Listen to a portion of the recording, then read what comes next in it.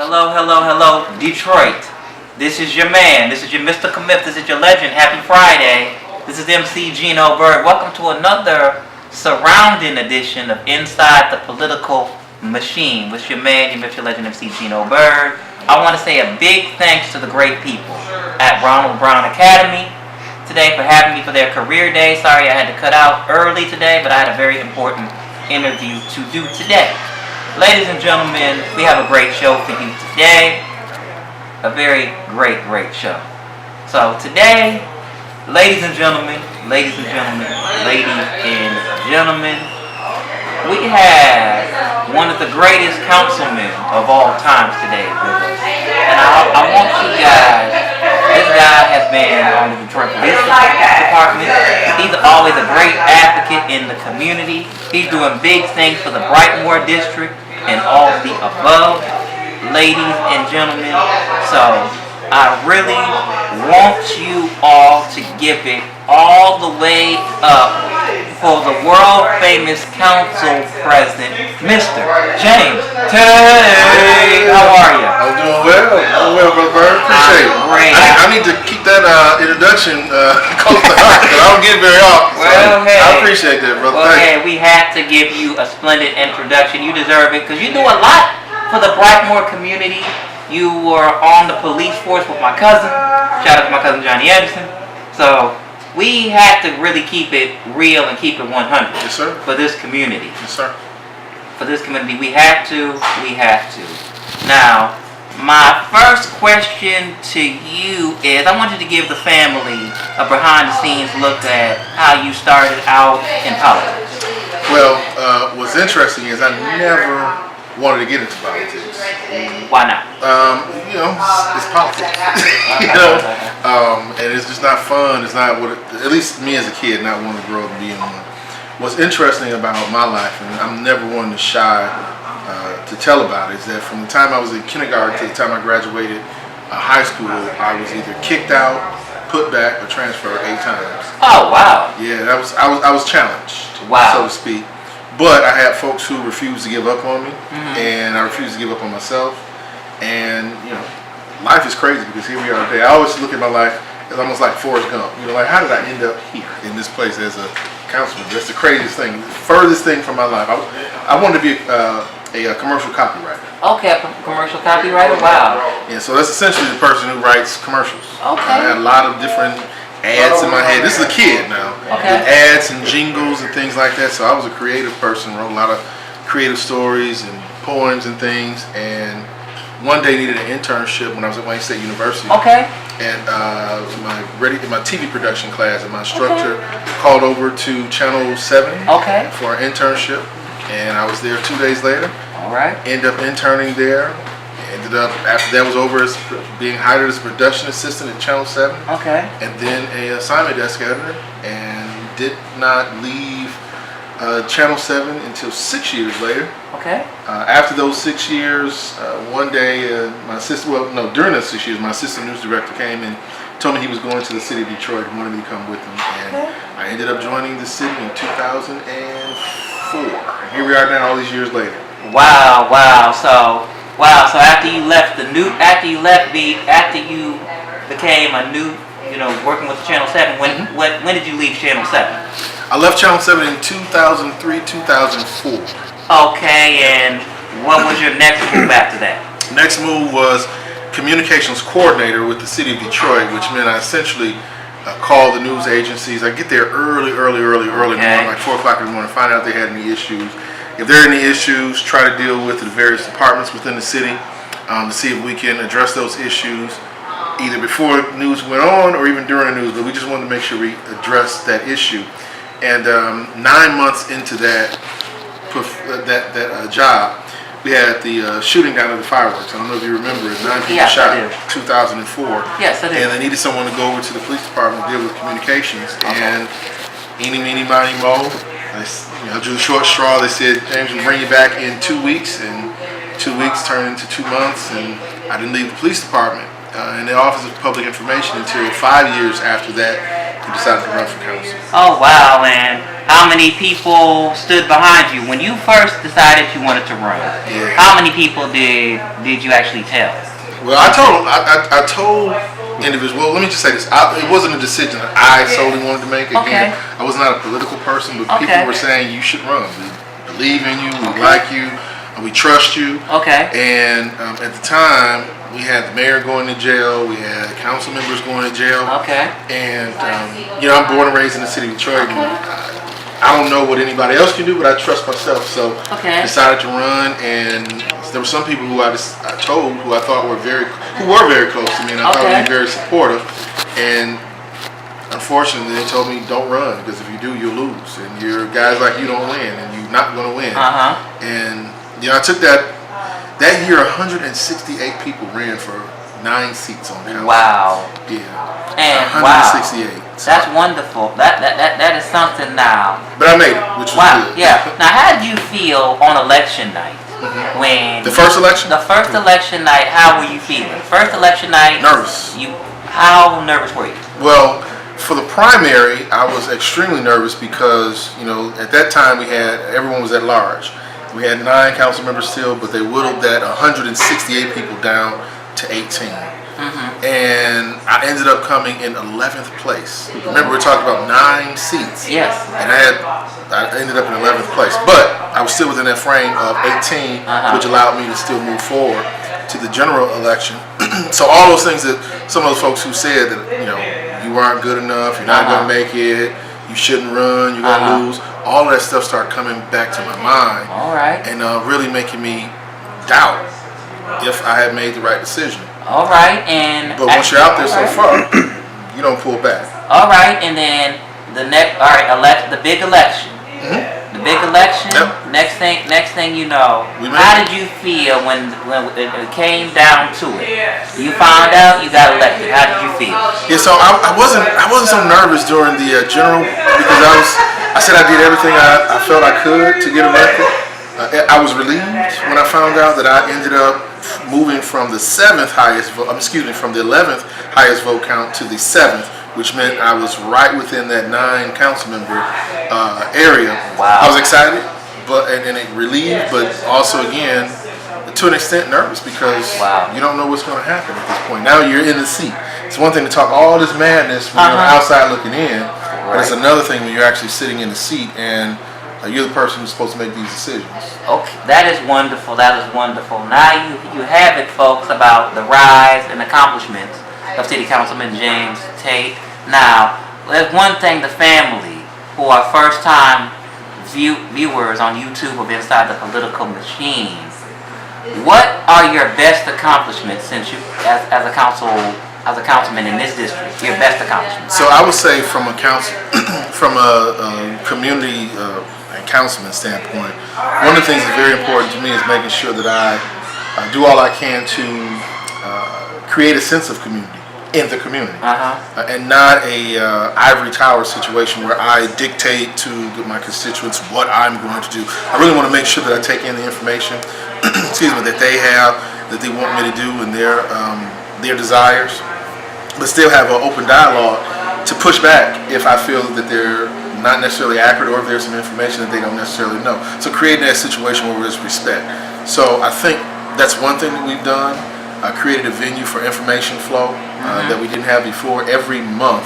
And I'm the only council member. We have at least three community meetings every month. And that's huge. That's great. That's having three community meetings. And I'm also going to ask you this next question is, what's a typical day like for you, Councilman James Tate? I mean, a typical long day, because a lot of family would like to know. Yeah, so it kind of depends. I mean, there's no day that's the same. So I'll get up in the morning and, I'm still trying to work on it, but might get a workout in, maybe not. It's been not more than I have lately. But may get a workout in, grab something to eat, get showered, the whole nine, so all that stuff out the way. Then catch up with the news, go online and see what I've missed overnight, check in any last minute work I have to do for the upcoming day.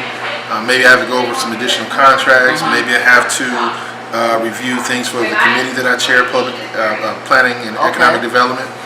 And then from there, head out, and it's meetings. Some meetings are at the council table. Some meetings are in my office. Some meetings are here at the Java House, where I get a chance to talk to individuals like you. Oh, that's great. That's great. And what's a typical ending day like? Because you put in a long day as council. Yeah, we put in long hours.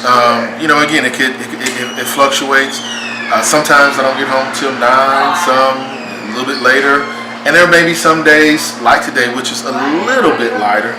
I'll get home a little earlier, but I've got to prepare for a speech that I have to give tomorrow at 11 o'clock, so I've got to go finish that. So even though I'm not physically in a workplace, I'm still doing work stuff. There you go. That's great. That's great. And also, I'm going to ask you this next question is, what is the best day you've ever had as a council person? I mean, your best tremendous day. I would say the best day would have to be election. Because again, all that hard work and effort, all that stuff, and finally to be able to see that it paid off. All the doubters, even myself doubting myself and my abilities, to finally get over that threshold was tremendous. I would say that would be number one. Number two would be when we got the medical marijuana ordinances passed by council. In the city of Detroit, we had at one point in time nearly over 400 medical marijuana dispensaries, which was completely overrun. It's just terrible. Regardless of how you feel about marijuana, 400 and I think 480 at that time is just oversaturation. So we've been able to thin the herd, but also did so in a way that respects folks' rights, respects the ability for patients. Right. And so when it got passed by my colleagues, I think it was 8-1, both of those. I feel very proud about that because it's a major shift in the policy of the city of Detroit. It made a major influence. So I would say that would be number two. Of course, that's wonderful. Now, this is inside the political machine 2.0. Like they say, a no deal 2.0. That's right. Here's another question for you. How do you feel about the rebirth of the Motor City? So I feel good, but it's not complete. And that's the thing that I think a lot of people are expecting, because the city of Detroit was twirling down the drain, so to speak, proverbially, for quite some time. And when you start to see these pockets of success and reversal and revitalization, everyone wants a piece of it, and they want it right now. And the hardest part is to get people to understand that you can't necessarily have everything you want right now, because the stuff that we're dealing with are not small things. We're talking about affecting people's lives, the culture within the climate in which they live, and also infrastructure within the city of Detroit, which costs money, and we don't always have those dollars available. So exactly, because I do agree with you 100%. Because Detroit was going down the drain at the time, and that was very terrible. Now, how do you also feel about the neighborhoods coming back in a big way, especially this area? Neighborhoods are, I think, still in some situations challenged, and it won't be an immediate thing. Just like I said before, it's a situation where we've got to figure out what's that sweet spot. How do you provide the services that you're seeking to provide in a community? In a respectful way, in a way that is providing the best bang for their tax dollars, but then also realizing that you just can't do it all yourself as a government. Right. You need the community to be your eyes and ears. You need them to be the engine that helps drive the changes that you're trying to implement. So again, a number of communities are doing well, and some even better, but there's some that have yet to receive the overhaul, so to speak.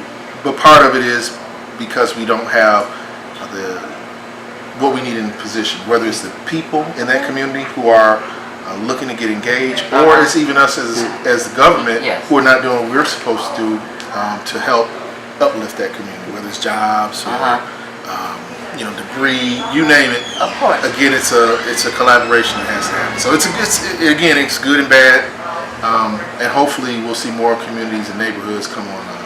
And so for individuals who are saying that gentrification is a major issue in the city of Detroit, I would say it's not the major issue yet. If we don't do anything to address it, it will be. We are working to try to figure out how to get residents and businesses who are here better prepared for the major changes happening in the city of Detroit. To sit here and say that we don't want new businesses, new dollars, new people coming would be completely lying to folks. We do. But how do we prepare people so that it's reinvestment and not relocation, so to speak? That becomes the hard part.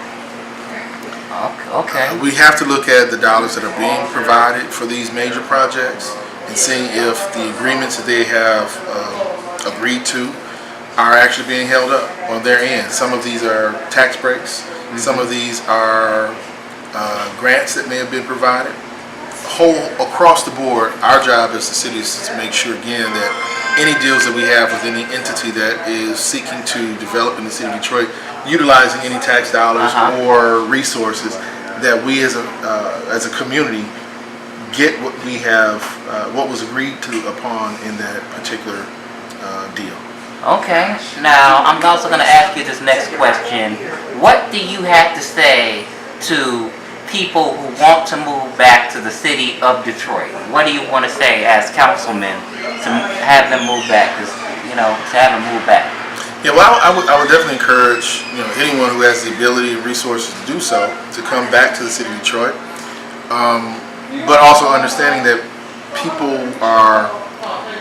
do what they're able to do, so to speak. So if you have a situation where you can't come to the city of Detroit because you're taking care of parents, or because you have issues with the school system, which is real, or you have issues with the tax or car insurance, all of these things are inhibitors for people to want to move into the city of Detroit and back to the city of Detroit. So we have to deal with those issues. Those are real issues, and if that's what's causing you not to want to move back, I'm the last person to say that you should forego your feelings about those things.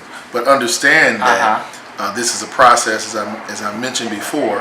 We're trying to plug all of these holes that we had within our city, and it's not going to be immediate. It's not going to be a tomorrow situation or today's situation.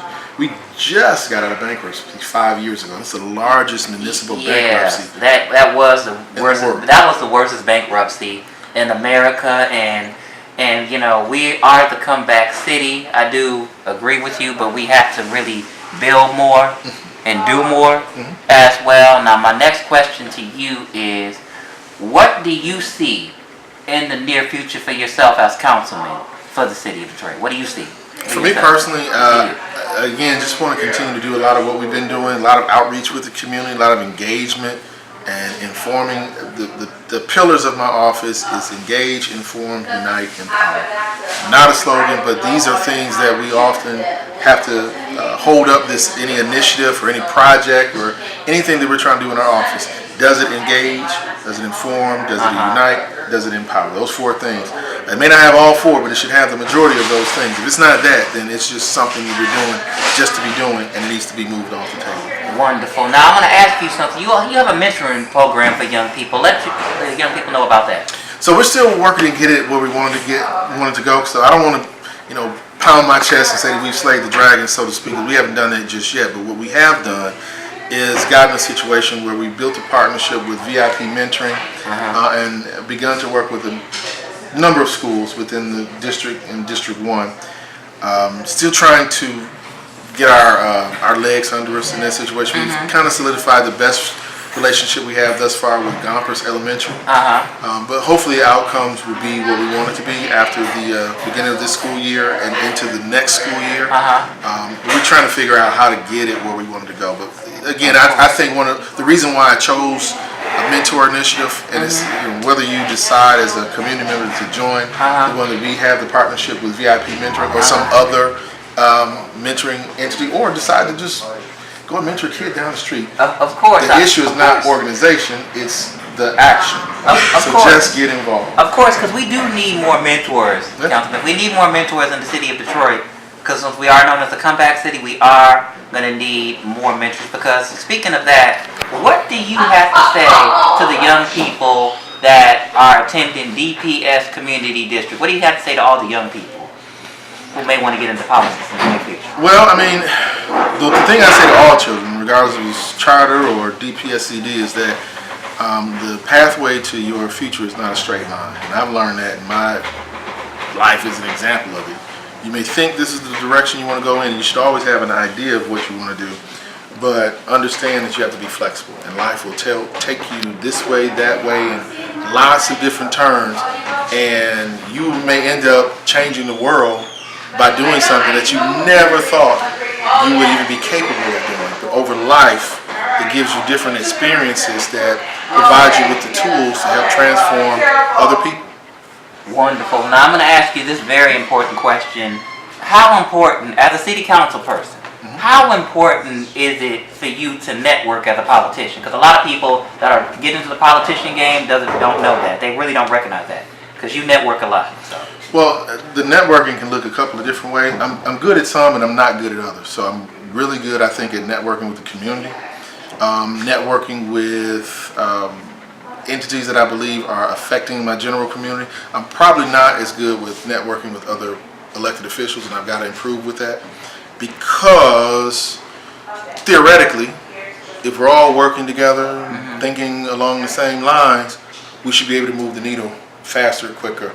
The challenge, though, is that we have different mindsets initially going in, and we have different priorities. That's not to say that what I think, that what you're trying to do, I belittle.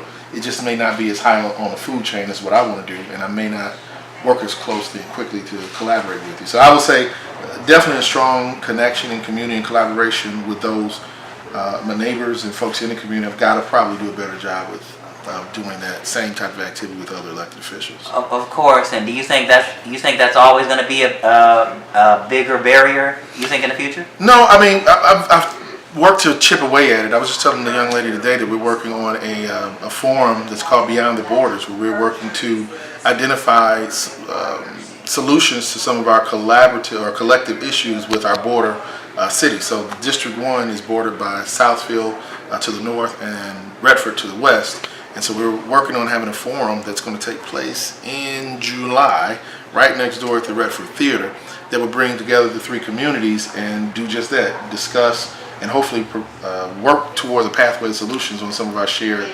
challenges. Great. That is terrific. Now, I also want to know, what do you also see for this area, Brightmoor? I mean, this whole area here. What do you see for this whole area? What do you think? So this is technically Old Redford, where we are right now, but depending on what day of the week it is, people will say Brightmoor, even folks who live here, because Brightmoor's boundaries just continues to expand. So who knows, maybe today it is Brightmoor.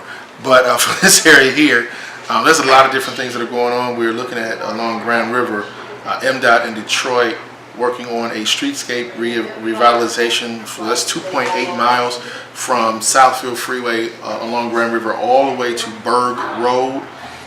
It's about $9 million project. So we're going to be refreshing the water infrastructure, as well as creating safety zones in the middle of the street, trying to slow down traffic, but also to provide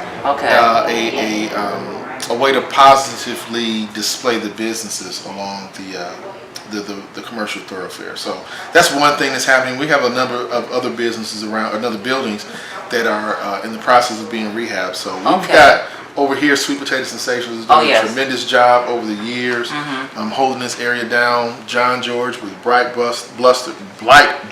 And of course Alicia George, who is the queen of this village, Artist Village, as well as Java House. So really holding it down. The Redford Theater. Of course, that's why. Of course, no, you can't. That's why I said, like, I see a lot of big things in this area as well. I mean, because we need to really get rid of blight. Yeah. Don't you agree? There's a lot of blight over here. Well, blight is one thing, but as one gentleman was talking about at the meeting I had earlier today, you can always remove the blight, but you got to remember how the blight got there in the first place. We got to figure out how to, as a community, again, not just as government, how to change practices and behaviors. In addition to just going and picking up the trash. That's part of it. Of course. The other piece is, as a community, as a collective, how do we get to the point where that doesn't even become an issue anymore for us as a community? Right, because I see you guys have done a good job. That's why you guys have done a good job, especially with the illegal dumping. stopping the illegal dumping? Well, I mean, I appreciate it. There's still a long way to go. Once again, it's not so much the city going out and removing the blight or the illegal dumping. It's how do we change the desire of the individuals who's doing it in the first place. What we found is there are a number of folks who come in who dump illegally from outside of the city of Detroit, but we also have folks who dump in the city of Detroit who live here as well. So if we can change that behavior, the illegal dumping conversation of what's the city doing, what we're not doing, we want to be part of it. Right. Do you think? Yeah, because it's sad because because I'm sure a lot of people might want to know who's causing that. I'm sure they want to know. But I tell you, Councilman James Tate, it's such an honor to have you here. I want you to give out your social media, your office contact, and all the above so the family will know when you have your community meetings, because we need to really put that out there. Cool. If you can just let people know about your community meetings, your social media contacts, and when you're available. All right, so I'm going to look right here this time. So, asking if you're looking to get in touch with us in District 1. So first, let me just tell you what District 1 is. So it's 5 Points and Telegraph. You take it all the way, let me do it in reverse because the other side is right. So 5 Points and Telegraph, you take it all the way down to 96 in Fullerton, take that over to Ardmore, take it up to McNichols over to Southfield Freeway, up to 8 Mile, back over to 5 Points and Telegraph. So if you live in there, you're in District 1. And I did it in reverse, so that was pretty good. Haven't done it since election, so it's been a couple of years. I'm proud of myself. Okay. The way to get in touch with our office is phone number 313-224-1027. Again, 313-224-1027. Email is pretty long. It is councilmembertate@detroitmi.gov. Again, councilmembertate@detroitmi.gov. And we're on Facebook and on Instagram. You can always catch me on there, but we also have pages for the district. So we are the only district that has, in terms of website, a directory, an online directory of all the businesses located in District 1. So that's at Discover, and you see my shirt here, always got a word swag, discoverd1.com. Repeat it again. discoverd1.com. You can always catch us again on the social medias with District 1 Detroit on Facebook, and I believe it's District 1 Detroit on IG as well. So. All right, and let people know when you're available if anybody needs to get you. Just call, and we'll set something up like we did today, Gino. Wonderful. Councilman James Tate, I thank you for coming so much. I appreciate you and family. Once again, support Councilman James Tate. Support the Motor City Java House. Support the Brightmoor District and everything. So we need the support. We need more good council people. We really do. And like I said, shout out once again to Ronald Brown Academy. Thank you for having me. And we appreciate you. This is Mr. MC Gino Byrd, a.k.a. Mr. Political Machine, saying peace to you. Wow.